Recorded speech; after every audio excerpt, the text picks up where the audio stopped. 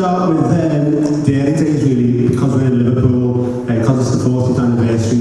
So the bit I'll do at the start is looking at the very early days of OMD and how it all came together and stuff. So, the first question I had for you was, when was the first time you were on stage together? We were 7 years old. Well, no, actually, we were probably maybe 9 or 10. We were on stage at lunchtime at Mells County Primary School for being naughty. I think I'd been teasing girls or something. I don't know. I don't quite remember. But I don't even remember what we were doing. But we were on stage together. We had to wait till everybody had their lunch. But that was the first time we were actually on stage. We weren't allowed to speak, were we? No. Always a good option. Is Mel's posh? I don't know. Yeah, no. That's what you compare it to. Really. There was an awful lot of Everton. There was a lot of Everton supporters at our school. Well, the weird thing was actually that we used to, when it was PE, when it was games day, everybody used to come in their football socks. There was about 15 blues and 3 reds. But because Paul was a Man United fan, he had red socks too, so he was allowed to be on our team. We still got battered every week, of course, 15 to 4. But yeah, it was a long way. We go a long way back. And someone did tell me that Paul's school report said you showed no aptitude for music. Yeah, my mum was very, very proud of this. But yeah, I did get a school report from my music teacher saying Paul Humphreys has absolutely no aptitude for music whatsoever. And when, after we did, Top of the Pops, and people, knew about us, and some of her friends would come around, and she'd just direct them to this and say, "See, see." It was Top of the Pops. And so it should have been as well. So the first time I actually saw you was one of your very first gigs at Eric's, when you were still playing with Winston, who's over there. Hello, Winston. One of the great things about you is that you've kept a lot of stuff from that time. And if you look in that cabinet over there, there's one of your own sort of review of the gig which says, "I went to an Eric's matinee," and you said we didn't really like it. No, well, the two main cabinets are amazing. This is colourful and all the art. This is all of our junk equipment. I mean, it's really hard to imagine that we were trying to be the future with this pile of crap. But my favourite display, and I hope you've seen it, is the cabinet over there in the corner, which has actually got my folders of all my written notes. And I wish we had millions of those cabinets, because you could see all of the different things I've written. But yeah, one of them is a page of all of me listing the gigs we did. And then the other is me reviewing the concerts. Now, I didn't bother to do the first one because I thought there was only going to be one. Then it starts with the second one. And the interesting thing about, the book we did last year, it made us realise how terrible our memories were. So I can remember, without sounding like a name dropper, I was having dinner with Peter Saville in London, and I bumped into Daniel Miller, who runs Mute Records, who was The Normal. And I said, "Oh, have you got an anecdote or a story about OMD for our book?" And he went, yeah. How about I write about when you supported me at Eric's? And I went, "Great!" And then he walked off. I said to Peter, "We never bloody supported him at Eric's." And then I look in the book, and there it is, December the 2nd, and you were at the matinee. How old were you, 15? 15. And it goes, Cabaret Voltaire dropout, sudden gig, we support The Normal. And then it goes, we did the matinee, the 16-year-olds didn't like us. And all of my reviews are so matter of fact, it's just like, the PA at such and such a gig was a 200 watt, da-da-da. There was no personal vibe at all. I need to check, actually, if you reviewed my performance in there. I need to go through, marks out of 10 for keyboard playing. But but that was it, Eric's, without Eric's, we don't exist. And it was, people like yourself who would come to matinees or the Free Thursday night. That's how we got ourselves together to do this Free Thursday night. And without Winston, we wouldn't have done it, because we couldn't do it as a two-piece. So Winston is really important. I just love the fact that Ollie's actually put Winston underneath the photograph of us with Winston in Paul, on the piano in Paul's mum's back room, which we never ever played the actual piano, did we? No. We just put cups on it and Winston. Yeah, exactly. We never used the real piano. One thing we couldn't actually find was the wigs we were wearing here.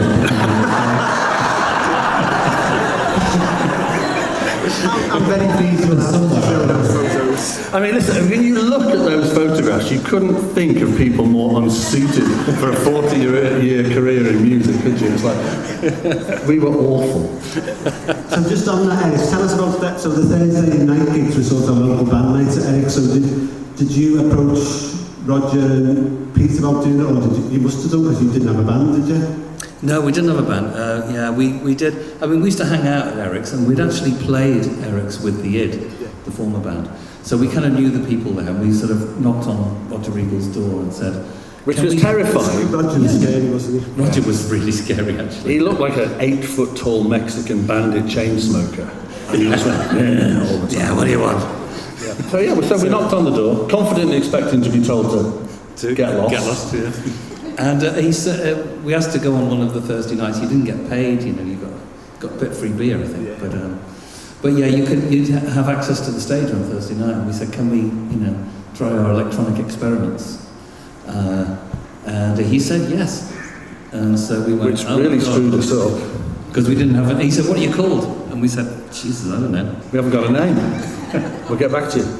Seriously, you just said we Seriously, no, we hadn't. We thought we'd be told to forget it, so we didn't have a name. So we went back to my house, looked on the wall, and as many of you probably know, I used to use my wall as my notebook, and we found Orchestral Manoeuvres in the Dark because we thought it was wonderful and preposterous. But the amazing thing about that month, I think that month in Eric's, October 1978, we played our first gig, the Bunnymen played their first ever gig, and the Teardrop Explodes all played their first gigs that month in Eric. So I mean, it was, they built it and we came, you know, it was the place. But did you always, I always got the impression, just as a young fan, that you were a little bit away from it, a little bit outsiders. Did you feel like that as well? Yeah, well, I mean, we were known as the Woolly Bats from across the river. That's when they were being polite. Yeah, exactly.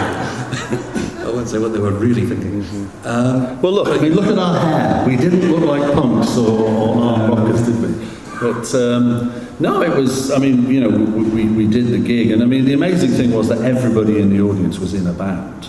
And, you know, we were all the same in the sense that, you know, we had aspirations to do music, but we never thought we'd make a living out of it. And we weren't making any money, and none of us was signed. But it was very intimidating to stand on stage knowing that everybody else in the audience was in a band, and they were all leaning on the pillar, looking at you going, well, they're all right, but they're shite compared to us, aren't they? You know, and that was just Ian McCulloch, you know. But it was intimidating because your peers wanted you to be worse than they were. Yeah. And we were from the wrong side of the river, we had bad hair, and we played synthesizers instead of guitars. We were absolutely the outsiders. Yeah, we weren't kind of accepted as a Liverpool band in Liverpool. And then when we went to Manchester and signed to Factory Records, we weren't really accepted as a band from Manchester either. So we were always kind of the outsiders. I think I mean, Small violins, sad. Yeah. I think you described yourselves as the boys least likely to. Is that the way you felt at the time?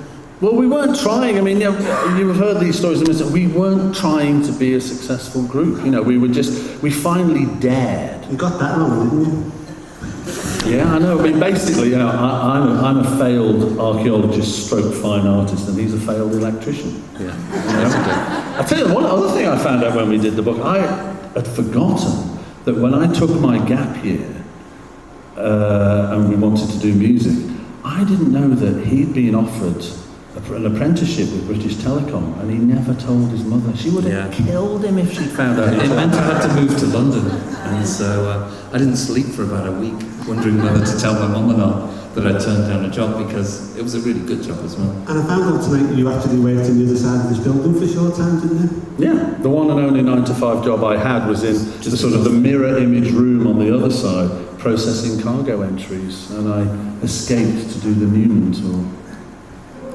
So that was your first big break to Gary Newman tour? Yeah, I mean, he was, I mean, Gary Newman was so great to us. I mean, he bought the single when he was working in the shop, and of course we were flattered that he would ask us to come and support him. Only when we got on the tour did we realise he had such a big stage set, and he was curtaining it off, that only a two-piece band like us could fit in front of the curtain. So it was a practical decision. We served a purpose for him, but he was incredible. He was so you kind. worked with him later on, didn't you? You've told him since, haven't you? Yeah, well, he in the 90s incarnation of the band, he supported us. And I mean, but yeah, the amazing thing as well is, how many people have just seen Gary on his recent tour? I mean, he keeps touring and he's still amazing, you know. So it's, but he was wonderful to us, and that was a great opportunity, because little did we know that we were playing all the venues that we were going to play and headline and sell out ourselves exactly 12 months later.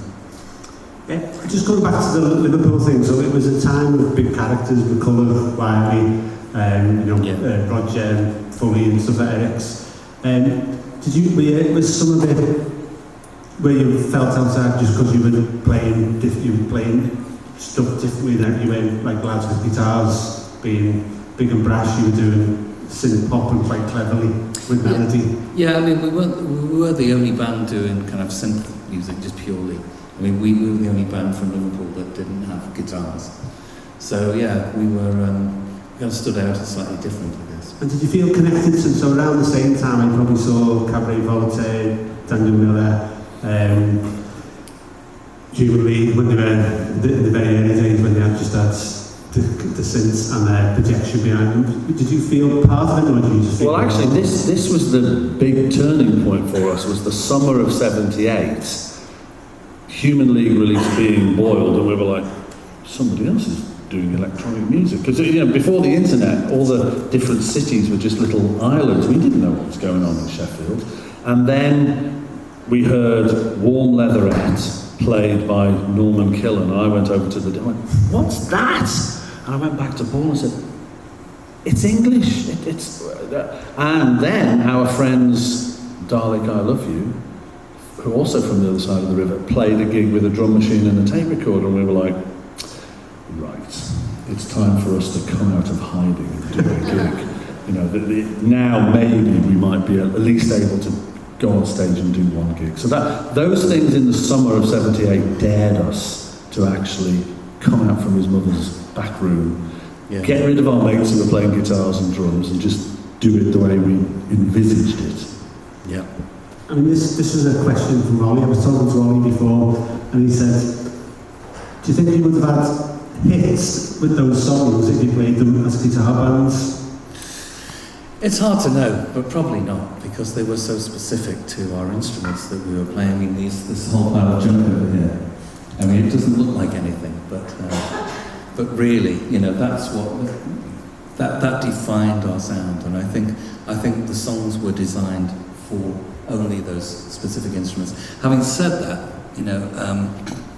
our songs later, they weren't as specific to synthesizers as we thought, because we've been since playing with orchestras, and we played the Liverpool Philharmonic, and they actually translate very well to orchestras. So 70-piece orchestra, but still no guitar.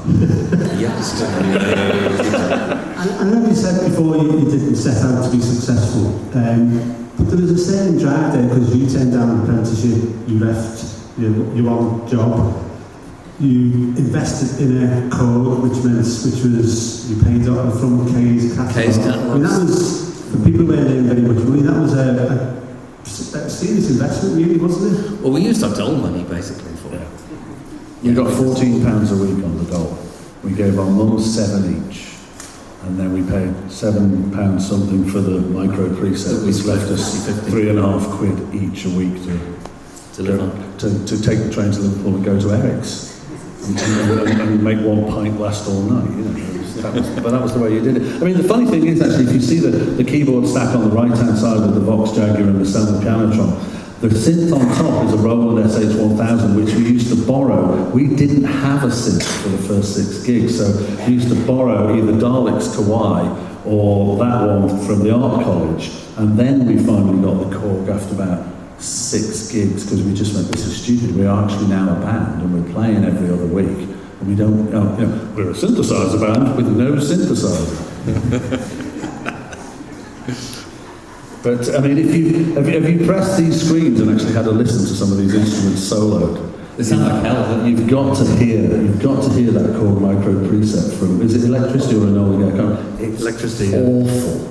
It sounds so bad. Makes you realise how many effects we had to put on our instruments when we made our records.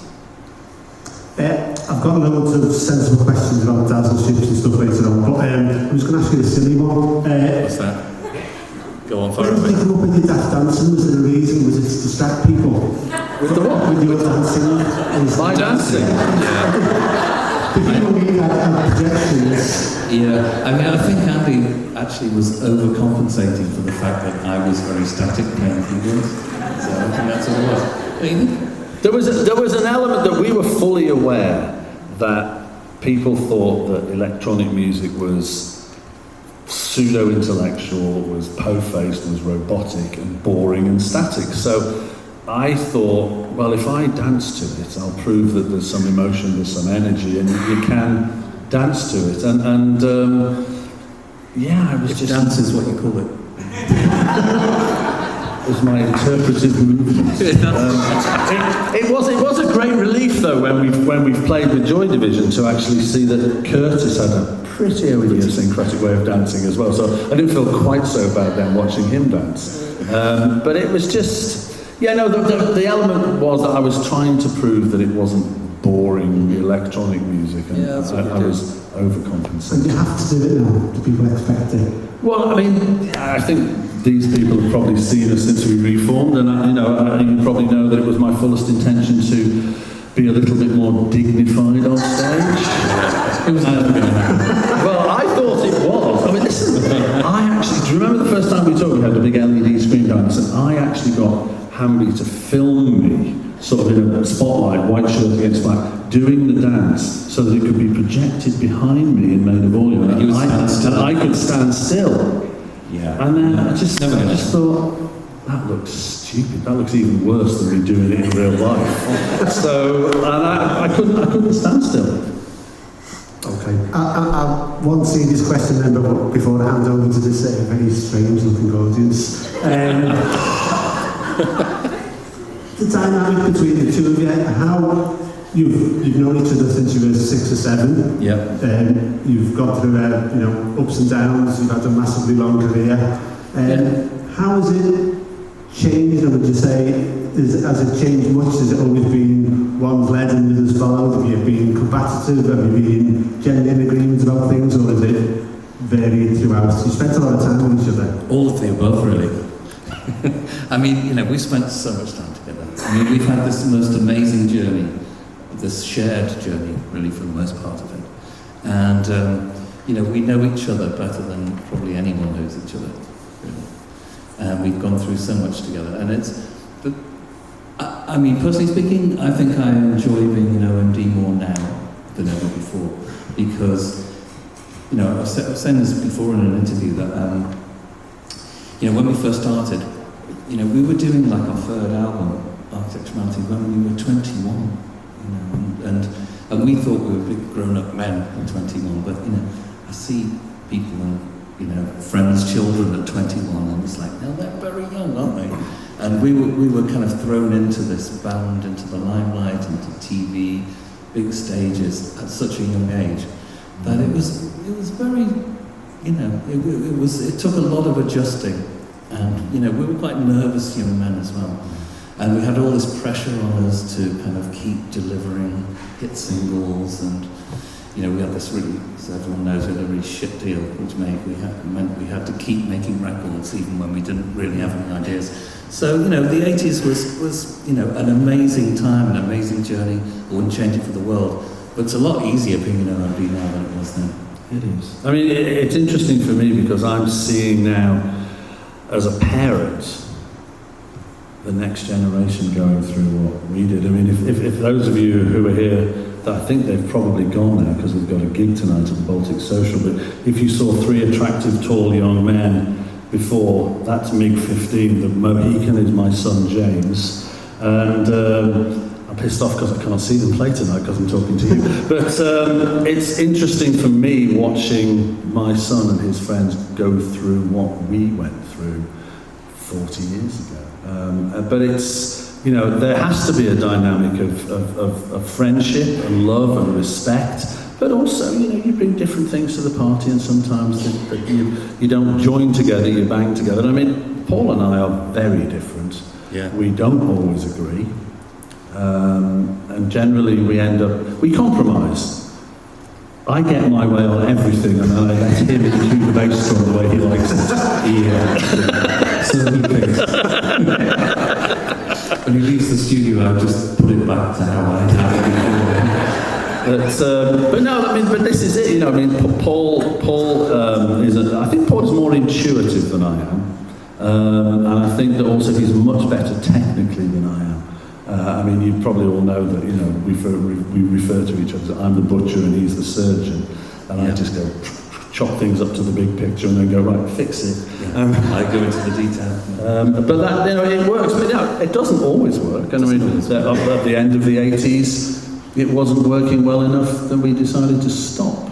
Now, in hindsight, whether that was a good or a bad thing, I don't know. But at least we're here today and we're doing this, and it's amazing. And what's interesting is that the sort of second incarnation of us working together is actually longer now than it was the first time. And if you wait long enough, you finally get the things you tried to get 40 years ago, because we approached Tony Wilson to go on Granada Reports, and we finally got on Granada Reports tonight. and Electricity 7-inch is #1 in the singles chart. You wait long enough, you get there. Right, I'm sure there's lots of questions. I've already been asked. I think Skinny's going to have a question for it at some point. And someone I worked with about 30 years ago wants to ask you about, did you ever get a birthday cake they made for you, something? But I'll hand it over to the handsome old fella at the back there that's got a mic, so please put your hands up and we'll deal with the questions. Anybody got a question? Okay.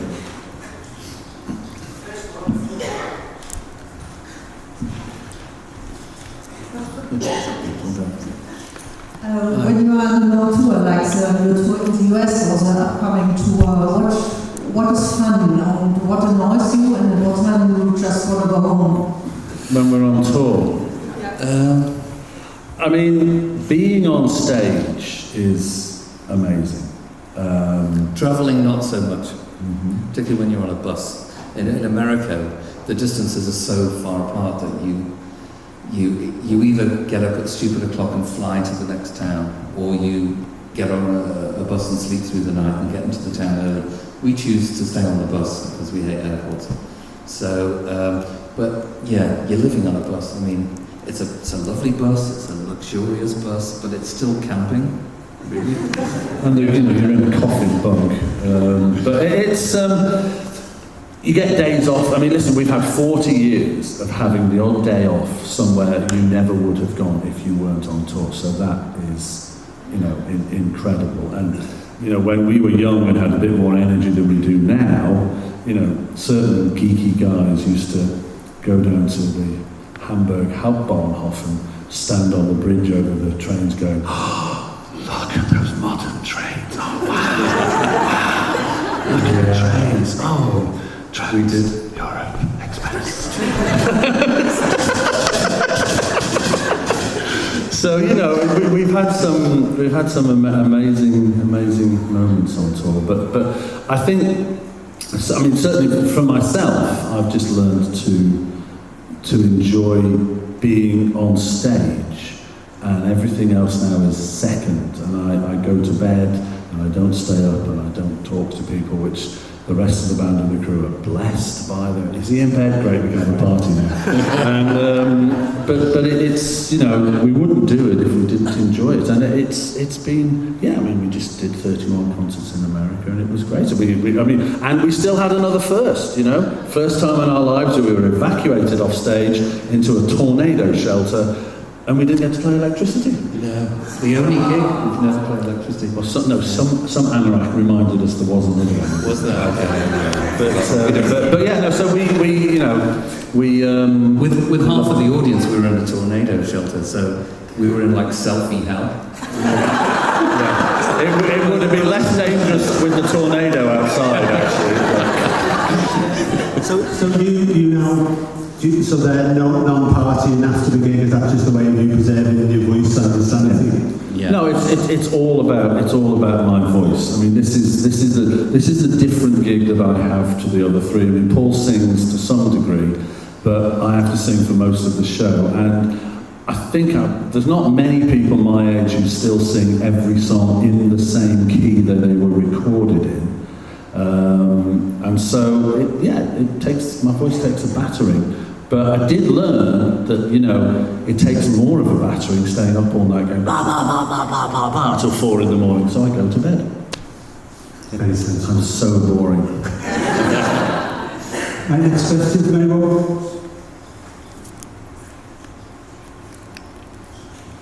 I was a 15-year-old in 1980, wearing a white shirt, little dog, skinny black tie, Liverpool Empire in 1980. Do you have any memories of that tour? Yeah. I mean, that was, you were wearing a skinny black tie and white shirt, and a sweater maybe with a sleeveless. You didn't do the sleeveless.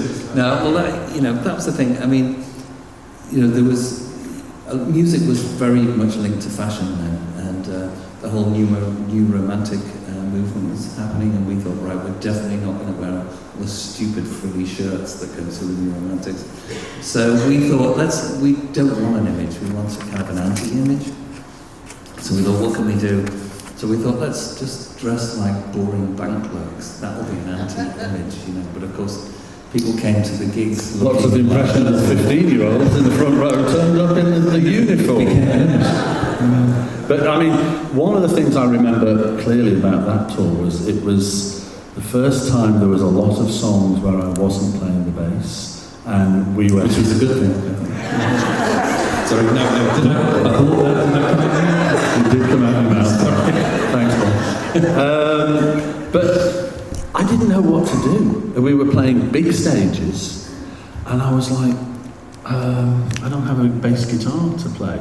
What do I do? And I remember talking to the tour manager saying, well, how do I deal with this? And he said, well, pick the mic off the stand and move and engage the audience one at a time and look at a face and smile at them and they'll smile back, and then one at a time you will engage your audience.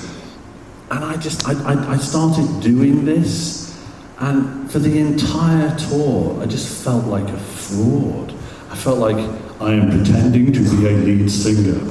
And because with spotlights as well, you can't see most people. You're projecting into this void going, I know they're there, but I can't see them. And it was a real head screw. You mastered it though, I have to say. Thank you. Well, but it was just... It was really, that tour was really hard for me to go from being the guy who played the bass, who had to stand at the microphone to sing, to like, oh, I've got to go over here and go over there. So that was the beginning of a very, very different journey. But